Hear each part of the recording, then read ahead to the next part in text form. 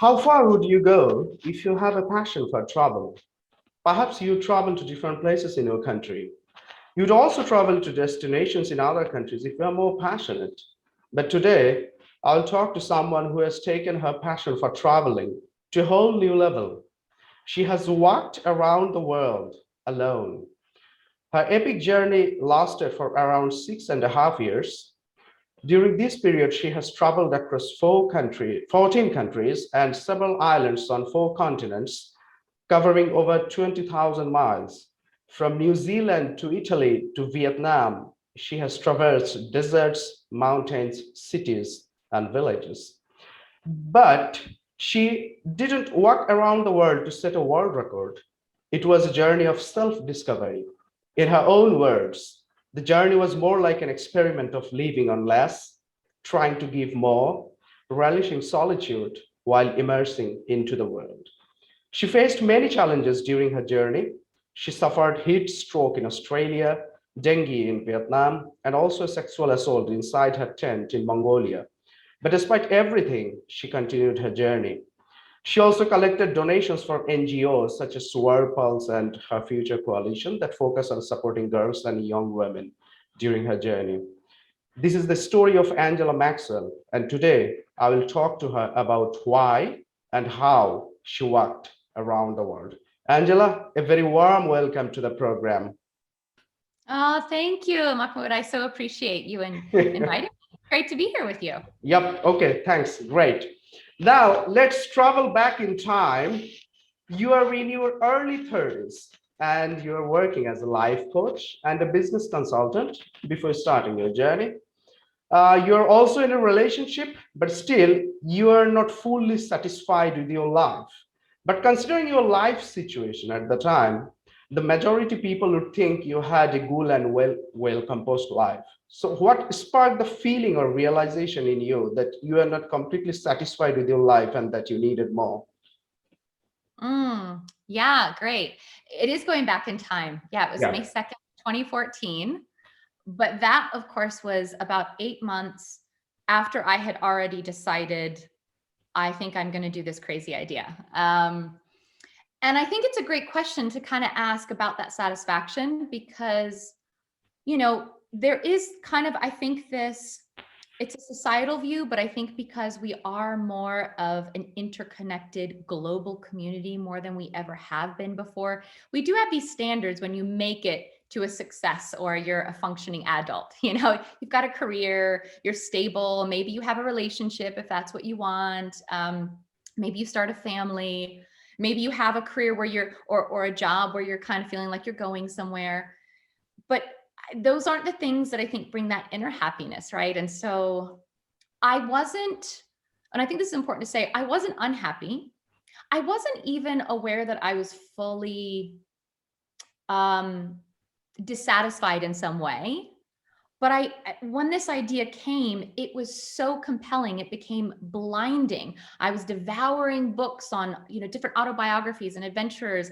I was daydreaming about adventures I could have, but it was not my world, right? Like I had no outdoor survival skills. I hadn't probably walked more than like maybe a few miles in a day.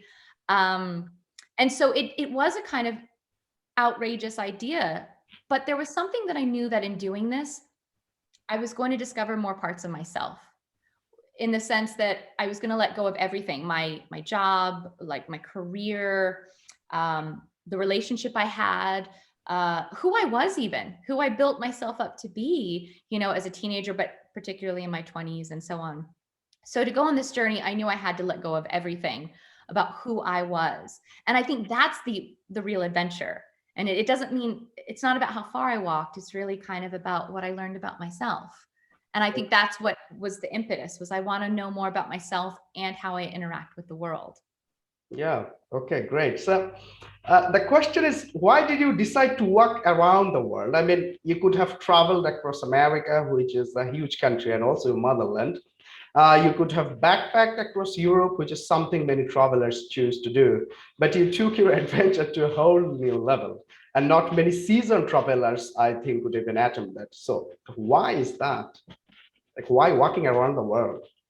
Right, right. I know. I mean, I often, before I began and even on the journey, I would often be asked, like, why didn't you just go hike, the Pacific Crest Trail or something a little bit more closer in your backyard? Um, the thing is that I've always dreamed big, so that probably was part of the curse.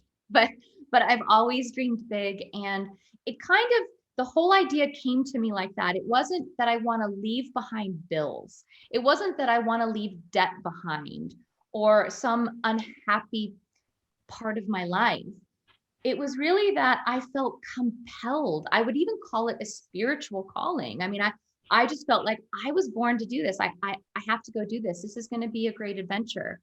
Um, and so once you start weighing out, the risk of first off, walking such a long distance that I knew would take me a minimum of 5 years, but doing it as a woman and someone with very little experience. I had traveled before, but nothing like this. We're talking, I camp anywhere I can find before 2 hours before the sun goes down. So I'm carrying all my clothes and my water and my food. And I've got to, there are moments of anxiety before the sun goes down that I've got to find a place to safely put my tent and sleep for the night. So there were so many aspects of it that were exciting and yet scary. And that's actually what compels me. I think we all feel that at some point there's something in our lives that we're kind of like really scared to do, but it excites us more than anything. That I believe is what we're supposed to follow. Yeah, I understand you. In one of your interviews, I think it was on the BBC, you said, I didn't start working because I was fearless, but rather because I was terrified. So I was more afraid of not following my heart than I was of losing everything I owned and loved. So I think that probably gave you the inner courage and strength to start the journey and continue it, right? So you are not fearless in the exact sense of the word, but because you are terrified, because you wanted to follow your heart rather than not doing it. Right. And of course it is such a it's a big endeavor, as Lao Tzu said, a journey of 1,000 steps starts with a single step. And so even though I planned a little bit of the route, of course it ended up looking nothing like that. But, also part of it was I just need to say yes. I need to believe in myself and I need to give it a go because we're so afraid of failing at something that most of us never start. And I was okay with, well, what if I start and 3 months into it, I get sick and I can't do it? Like, I still knew that I would have been happier following my heart and giving it a go than not trying it at all.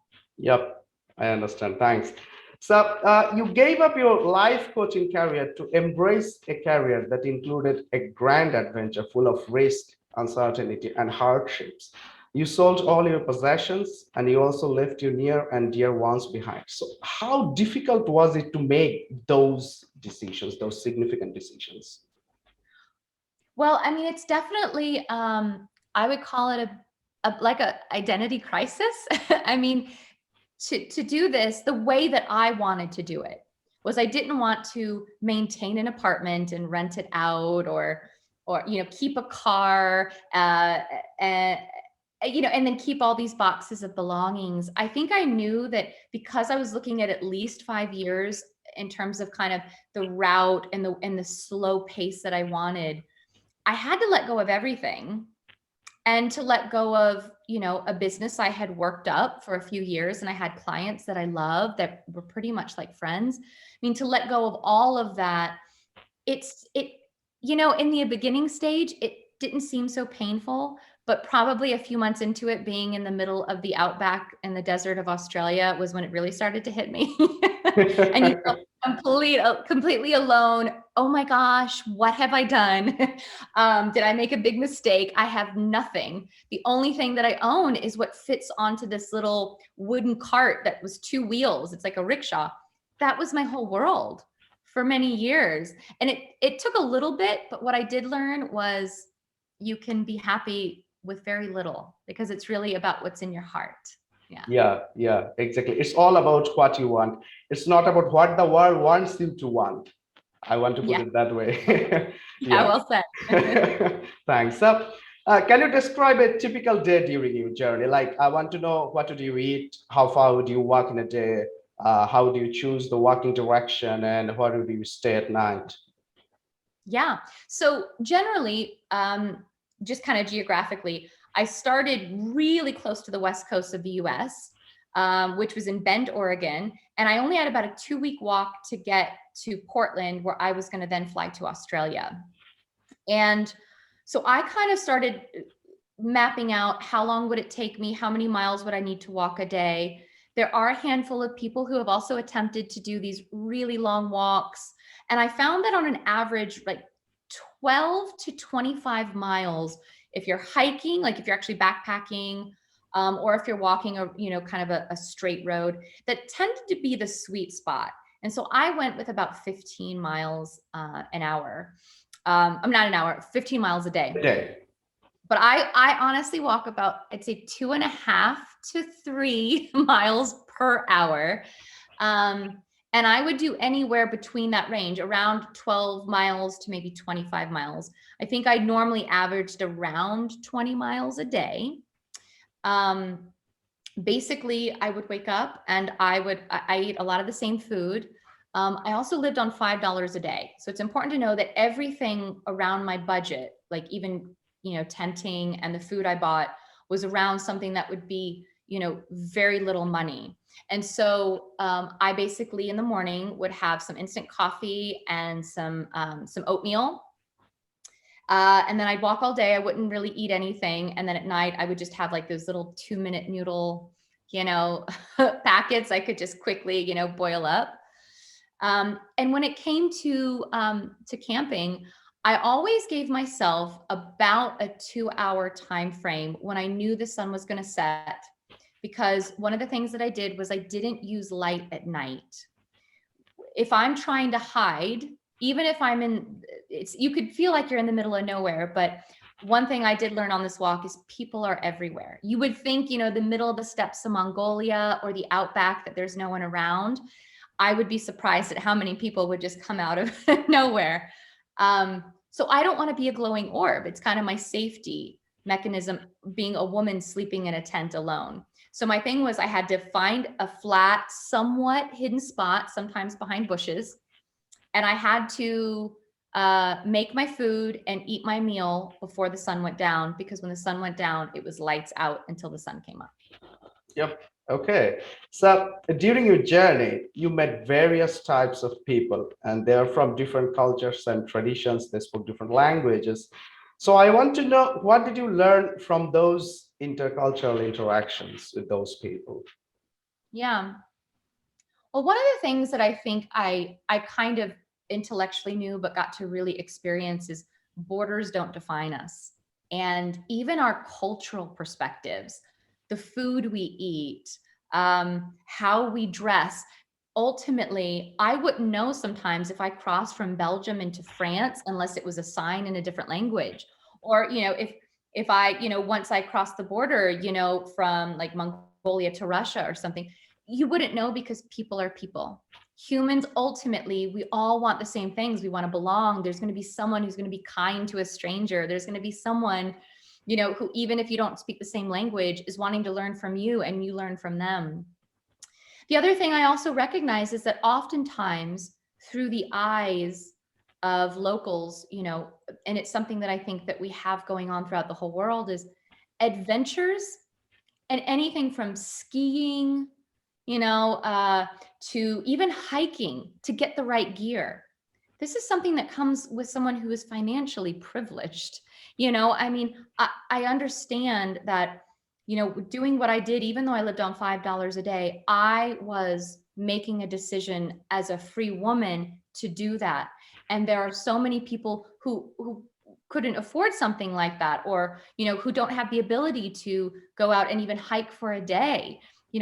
I understood a little bit more of what was happening, as we're all in this world together, kind of a global community, but also seeing the differences from, first world, third world countries, and how we approach things like a walk around the world.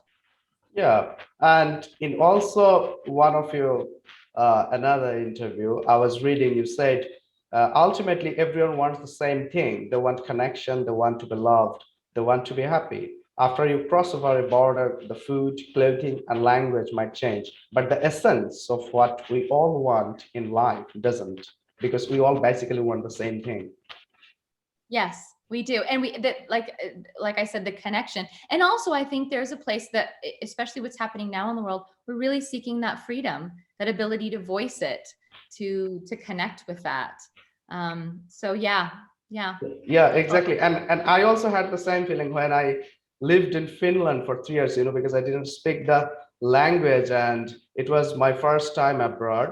So I also felt the same thing. Like when I went there, they speak good English, so it was not very difficult for me to connect with the Finns. But deep down, I felt that they also want the same thing. They want to be loved, they want to be cared, they want to be kind with strangers, they want a good life, and also ultimately they want to be happy. So, it's the same story all over the world, whether you are going to New Zealand, to Mongolia, to Bangladesh, to India, to Finland, or to the United States of America. It's all the same because deep down, we all want the same thing. We want to be happy. I think that's the greatest calling of life. That's the greatest desire for human beings, that we want a happy life. We want a good Yeah, life. absolutely. And then you find that people have a different measurement of that. You have Yeah. absolutely very little, and they're the happiest in the world. Yeah, exactly. And you know what? Like, because I lived in Finland, and Finland has been ranked the happiest country in the world for 4 years in a row. The last time it was ranked the happiest country was last year in 2021. And the World Happiness Report is expected to come out in March this year, so 2 months from now. And I don't know whether they will top the ranking again. But because I lived in Finland, so this thing, happiness, it actually touches my heart so much. And I have been writing about happiness and Finland and the Finnish culture for the last 4 or 5 years. And this speaks to my heart directly, and this strikes my mind and heart.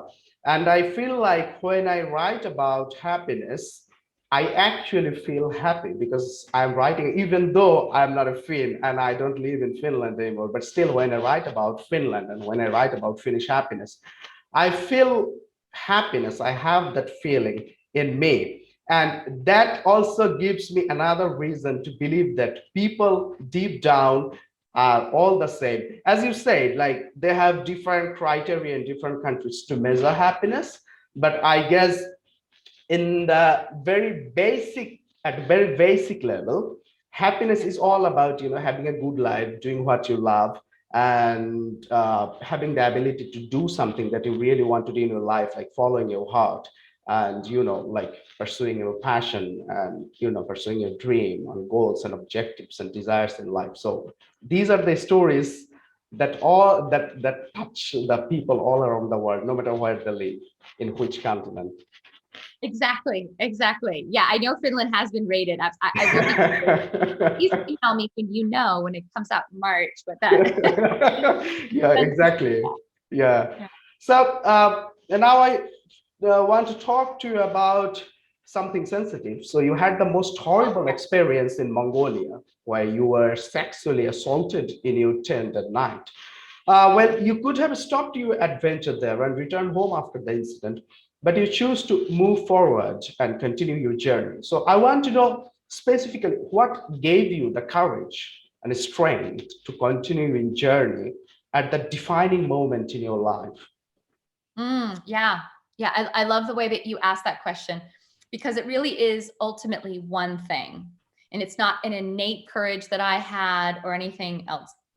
It was the women who had told the stories before me, meaning it was in that moment when I knew it was a pivotal, a pivotal point. Like it was the fork in the road. I'm either going to give up because this was the worst fear, or, I'm going to find something within myself to be able to keep walking. I'm going to have to find some courage, some bravado, something. I'm going to have to tap into something to keep going.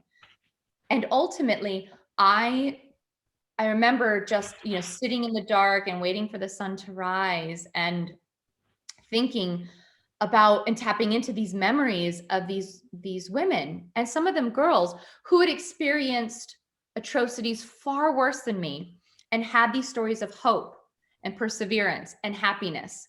And and that's why I think storytelling is so powerful in sharing our stories, because it was tapping into that I thought, if these women could get through this, surely I could do this.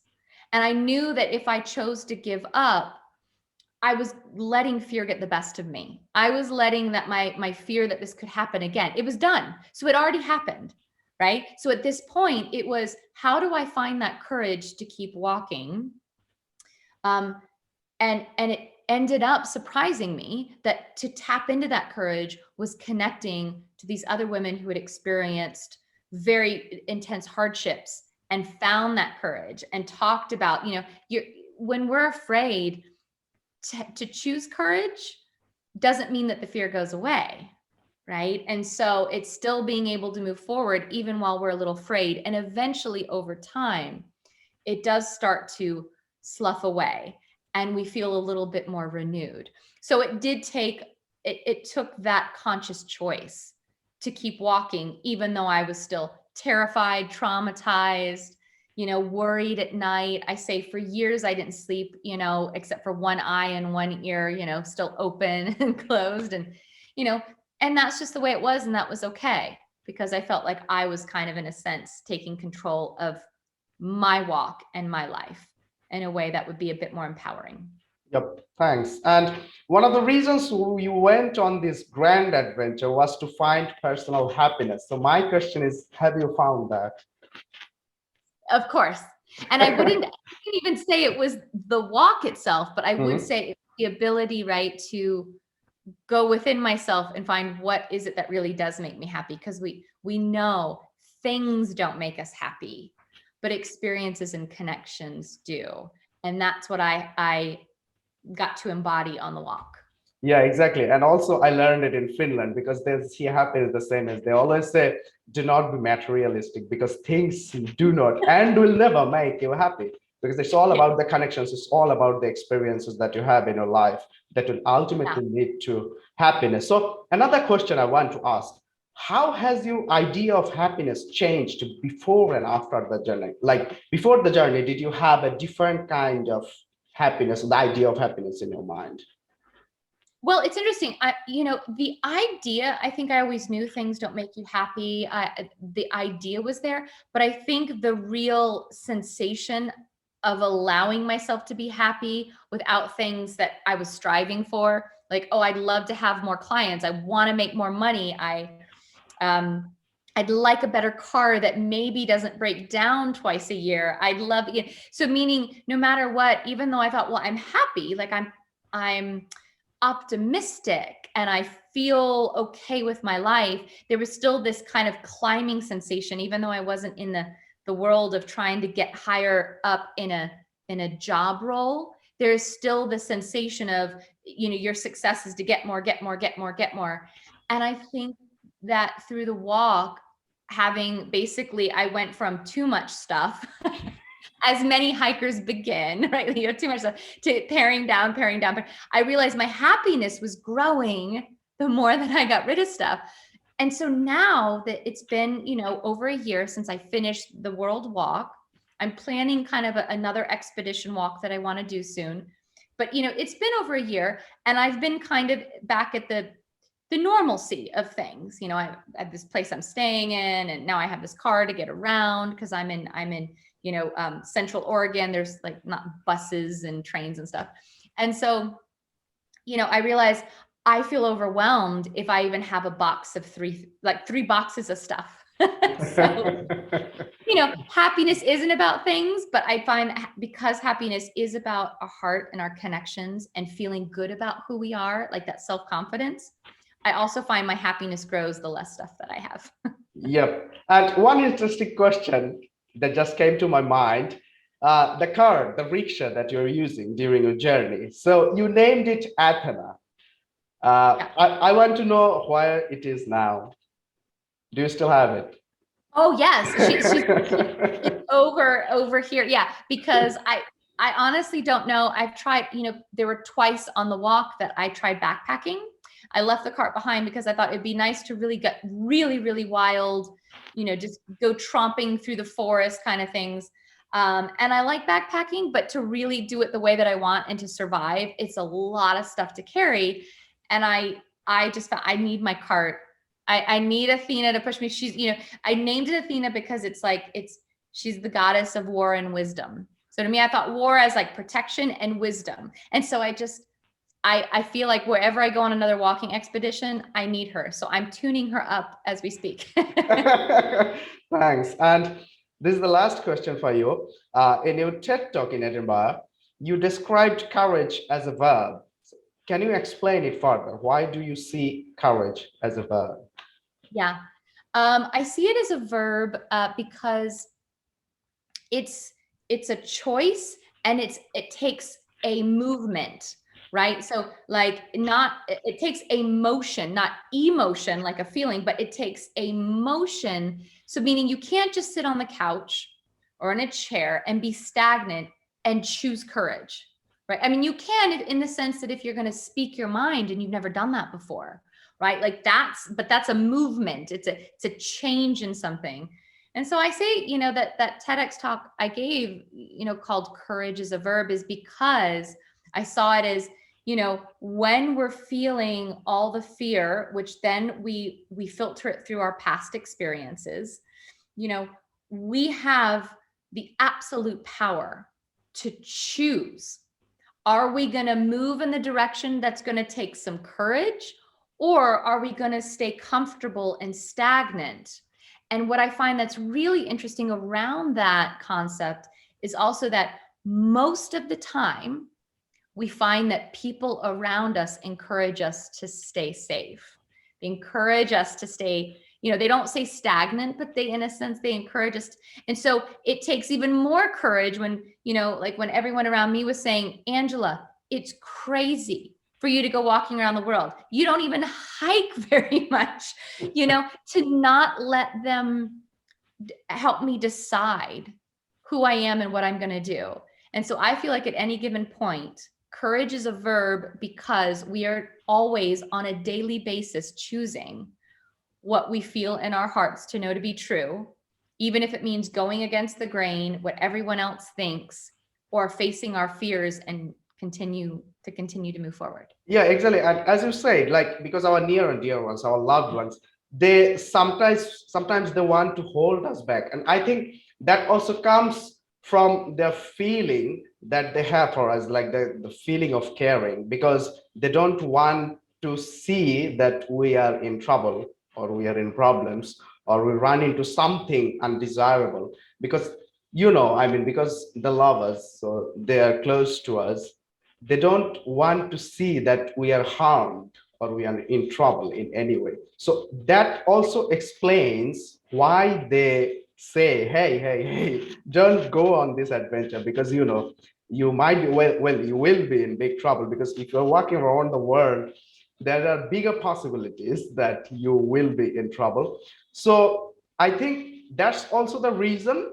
But if you can do that, like if you defy their words, if you say, hey, no matter what, I'm going to do it, that also gives you another kind of courage to follow your dreams and continue, like pursue your passion, whatever you want to do in your life. And when they see that you have done this, despite the dangers that lurk ahead, and despite the dangers that you will find yourself in, when they will see that you have done that, they will actually feel very happy and proud of you, that hey, actually she has the guts, she has the courage, she has the bravado. That's why she went forward, she moved forward. I think that's also the reason, that's also another explanation. Like, what do you think about it? Yeah, I appreciate that. I will say I just recently, like within the last week, I heard of a quote, and I don't remember who said it, but it was brilliantly said. The only difference between courage and stupidity is the result. And when you think about that, meaning even if we try something that people say that's a stupid idea, which, let's be say honest, stupid and crazy, maybe same, right? So crazy, stupid idea for me to go walking with no experience, to walk around the world. It's going to take years of my time. So if I'm going to go do that, if I had failed, parentheses, right? Because it's our own filter of what failure is, because most people wouldn't even start, and that takes courage. But let's say I did get sick 3 months in, the result wouldn't be that I actually, if I had my own story around it, it wasn't that I failed, I gave it a go and I got sick or I experienced a sick thing. It's still that you started something that most people never would have even attempted. And I believe that comes down to an everyday courage, right? Meaning if you want to change your job, it's stable, but you're miserable, or you have a boss who is abusive, or you're unhappy in your relationship, all these different things. To make that change, it takes courage to choose that when your family and your coworkers are all telling you to stay with it because it's safe. To do that, they'll tell you it's stupid. They won't say it's courageous. They'll say it's stupid for you to do it. But then when you do, I mean, we know of those stories, and it goes beyond like a Jerry Maguire story, right? But it's more than that. And I like to think that, it's now been 7.5 years. Just 7.5 years ago, I was like most people, I was reading about someone else's adventure. I was daydreaming that I could do this, but said to myself, I'm not experienced enough. I will probably fail at it. And it took a lot of positive self-talk and late night map planning to finally say, you know what? I would rather regret giving it a go than not. Yeah, exactly. And I want to summarize your whole story this way. It's like feel the fear and still do it anyway. I think this is one of the titles of the books, written maybe by an American writer. I don't exactly remember, but I think I read it somewhere years ago, that feel the fear and do it anyway, because that's what actually gives you the courage, and that's how you actually become successful, because there will be challenges, because there will be hardships, but you still push through, you still move ahead. And that's the mantra I think I learned from you. And also, I'm in my mid-30s. I feel so inspired by this story. I feel like I should go and walk around the world, even though I think I would not do it. But I think that's the power of your story, because when you share your story, it actually inspires and motivates people to follow their dreams, to pursue their passions, to follow their heart. And I think that's the best thing about storytelling. It inspires others, it motivates others. And I hope your story will actually inspire and motivate not thousands, but millions of women and girls around the world. Thank you, Angela, for your time. It was really great talking to you. And I really appreciate that you allowed me to interview you. Thanks a lot again. Thank you for having Mahmoud. I appreciate it. Goodbye.